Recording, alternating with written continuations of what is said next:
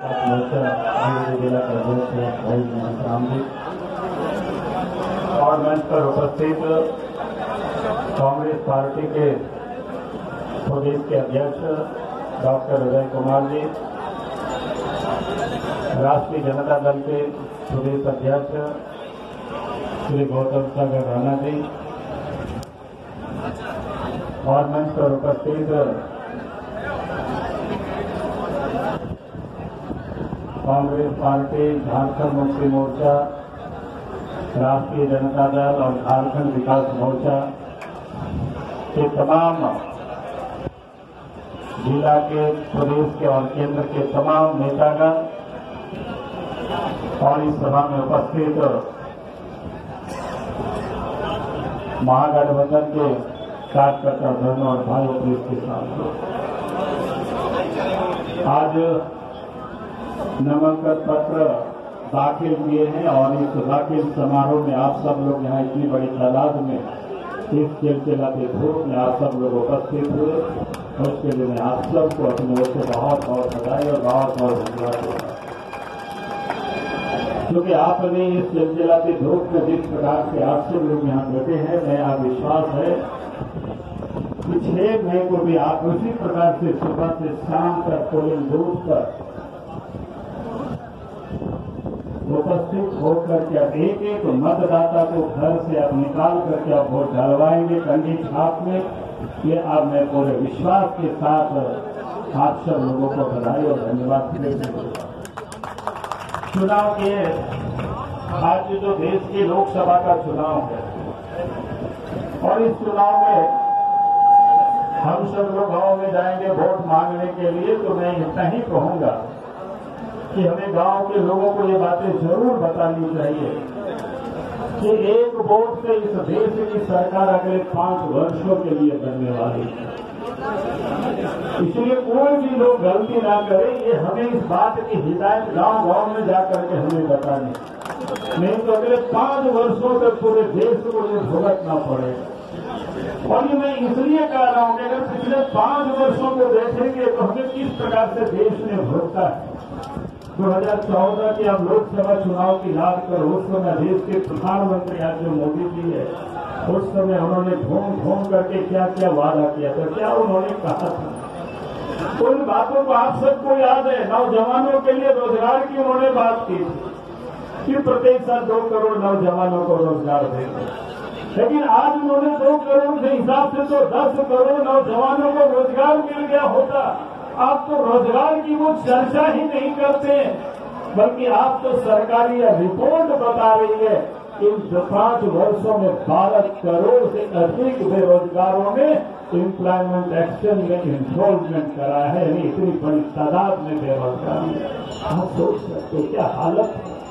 नौजवानों को ठगा, इस देश के किसानों को ठगा। किसानों से उन्होंने क्या कहा था कि हमें सरकार बना देना, प्रधानमंत्री बना देना, खेती में लागत का 1.5 गुना दाम देंगे, और आप तो वो किसानों को ही भूल गए। किसानों के बारे में चर्चा ही नहीं करते, बल्कि आप किसान को ही खेत खलिहानों से बेदखल करने की जितने कानून पर कानून वो बनाते जा रहे हैं।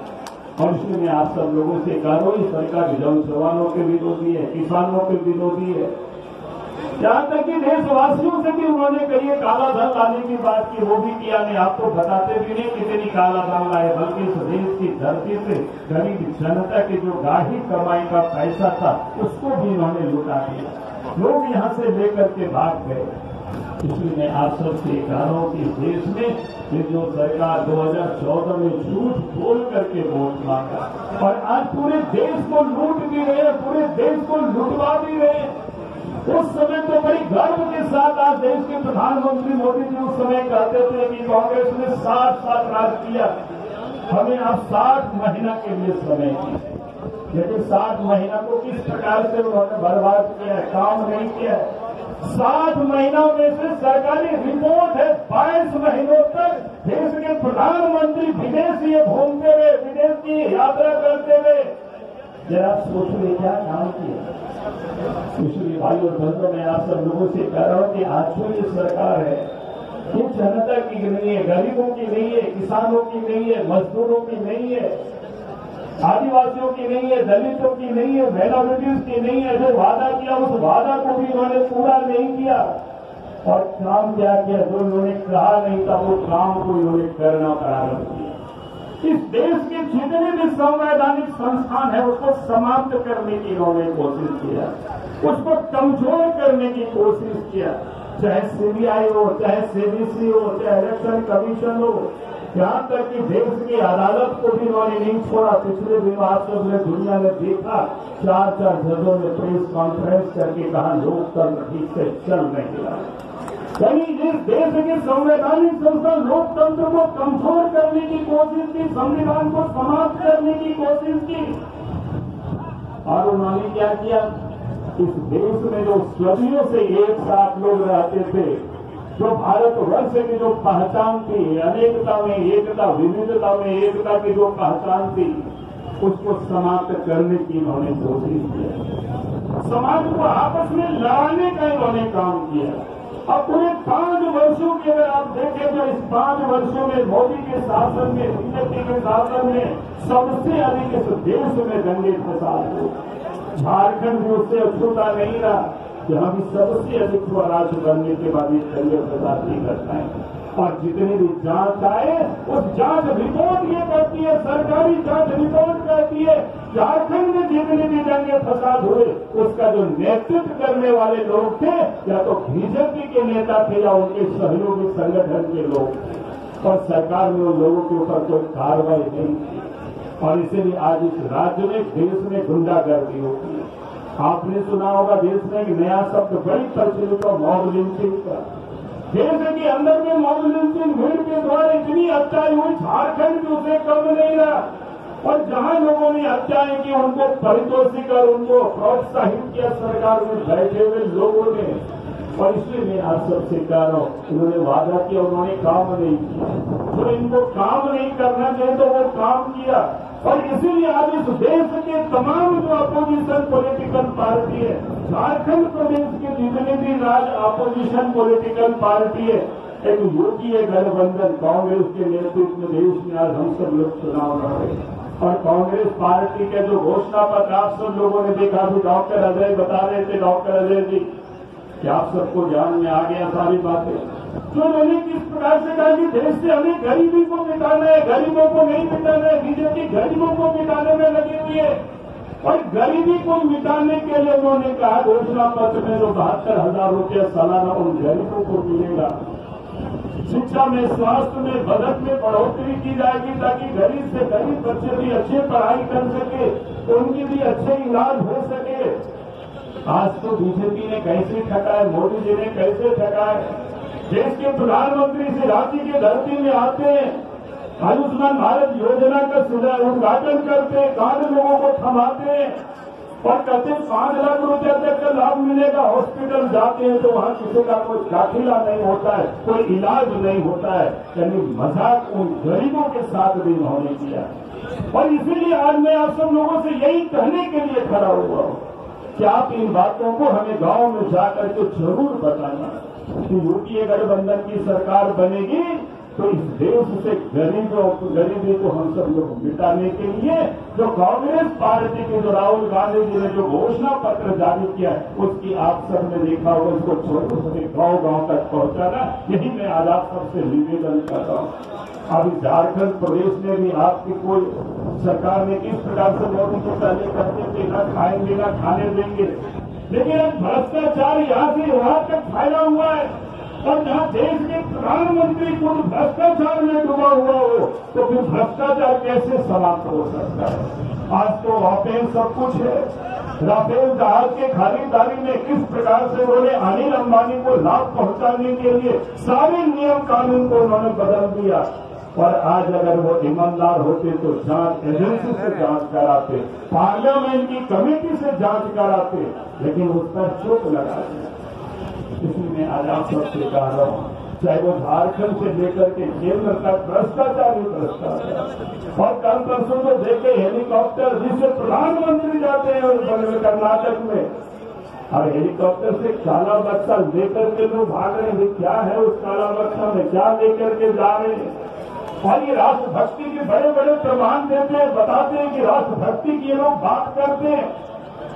सरकार की ओपिनियन में जब ये क्या कहते हैं, पिछले दिनों गोरखपुर में चुनाव प्रचार में जाते हैं, देश के प्रधानमंत्री वायुसेना के ट्रेन से जाते हैं और उसका भाड़ा कितना लेते, 30,000 रुपया। आप समझ सकते हो, टैक्सी का भी भाड़ा उससे कहीं अधिक लगता है आपके पास। लेकिन उन्होंने कैसे इस देश के साथ 1999 का जो रेट है, उसी रेट पर वो जहाज चला करके वहां पहुंचते पार्टी के रैली में। इसलिए आज आप सबसे कहते इस प्रकार से देश को ये बर्बाद कर रहे। इसलिए मैं भाइयों मैं आप सब लोगों से यही कहूंगा कि आज जो इस देश के, इस प्रदेश के जो हालात है कि वो हम सब लोगों से छुपा हुआ नहीं है।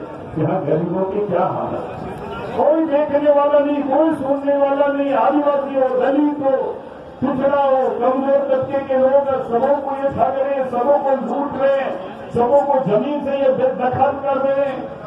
उसी के लिए कानून बना रहे। कानून यहाँ गरीबों के लिए नहीं, बड़ी कॉर्पोरेट घरानों को कैसे लाभ मिले उसी के लिए कानून बना रहे। उनको जमीन कैसे मिले सस्ते में उसी के लिए कानून बना रहे। इसलिए भाई और बहनों में आप सब लोगों से यही कहूंगा कि अगर इस राज्य में और देश में अमन चिन्ह लाना है तो आज इस देश और प्रदेश से बीजेपी की सरकार को हमें उखाड़ फेंकना है। यही संकल्प लेकर के आप सब लोगों को जाना है। यही मैं आज आप सब लोगों से निवेदन कर रहा हूँ, यही मैं अपील कर रहा हूँ। आज चुनाव में जीत के तो मैं आपके उत्साह बता रहा, मैं तो लोगों से कहता हूँ कि मैं आपसे जीत के लिए मैं आज के तारीख में अपील नहीं कर रहा हूँ, क्योंकि आपने 2006 में हमें जिताया, निर्दलीय चुनाव लड़े थे, भारी मतों से आप सबने हमें जिताया। 2009 में भी जिताया, 2014 में तो हम लड़े नहीं थे, और 2019 की चुनाव में तो जहां जहां मैं जा रहा हूं नहीं भी जा रहे, लोग टेलीफोन करके बता रहे तो लगता है कि चुनाव हम नहीं लड़े हैं, चुनाव हमारी पार्टी नहीं बल्कि चुनाव तो कोडरमा लोकसभा क्षेत्र के मतदाता लड़ाई लड़ रहे।